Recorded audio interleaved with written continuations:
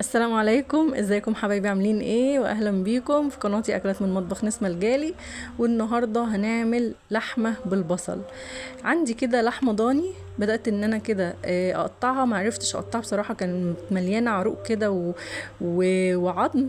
فعملت بس فيها فتحات كده، وحطيت بقى حله على النار فيها شويه زيت وشويه ملح وشويه فلفل، عشان اللحمه تتشوح معايا كده بنكهه الملح والفلفل وما تلزقش معايا كمان في الحل. بدات ان انا كده اشوحها، انزل باللحمه كده في الحله، واول ما اخدت معايا لون كده بدات ان انا اقلب فيها بقى. تمام. وعندي بقى كده حوالي ربع كيلو من البصل، هم 4 بصلات يعني متوسطين، مش كبار قوي ولا صغيرين قوي. تمام، قطعتهم جوانح كده، وكان عندي كمان راس توم حطيتها معاهم. وهبدأ بقى ان انا انزل بالبصل، بس هشوح كده اللحمة مع التوم كده الاول، وريحة التوم تطلع معايا. انا حطيته في صوص صحيحة ما فرمتوش. ونزلت كمان بالبصل الجوانح. هحط بقى بهاراتي ونكه اللحمة بتاعتي، وهحط كمان معلقة صغيرة من السكر، وهحط بقى معلقة من البهارات بتاع اللحمة، واقلب كده كويس.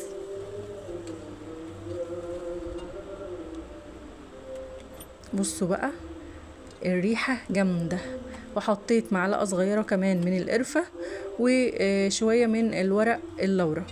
ورق اللورة كان متكسر عندي كده، فحطيت كده شوية صغيرين كده. وبدأت ان انا اغلي بقى مية كده، واحط عليها مية سخنة مغلية. تمام. الريحة بقى خطيرة يا جماعة، تحفة.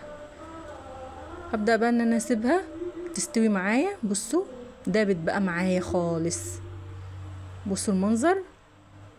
سيبوها خالص لغاية ما تستوي معاكم كده، بيبقى طعمها جميل جدا. عملت معاها شوية بقى رز بالشعرية، وهقدمها بقى في طبق التقديم. بصوا بقى شكل اللحمة جميلة متكرملة كده، والبصل كمان.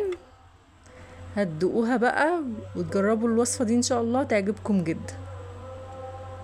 بصوا شكل اللحمة خطيرة. جربوا الوصفة دي وان شاء الله تعجبكم. واذا وصلتوا الفيديو هنا، يا ريت ما تنسوش اللايك والاشتراك، وكمان فعلوا زر الجرس عشان يوصلكوا كل جديد من فيديوهاتي. شوفوا اللحمة دايبة ازاي. تعالوا بصوا بقى، بصوا انا مش قادرة امسكها، مولعة دايبة جدا. بصوا بقى لحمة الخرفان اللي هي الضاني، بتبقى لونها من جوه كده بمبي، بتبقى جميلة جدا. بصوا عاملة ازاي، تحفة. طعم والريحة بقى هسيبكم انتوا تجربوا. يلا اشوفكم على خير، واشوفكم فيديو جديد ان شاء الله. والسلام عليكم ورحمة الله وبركاته.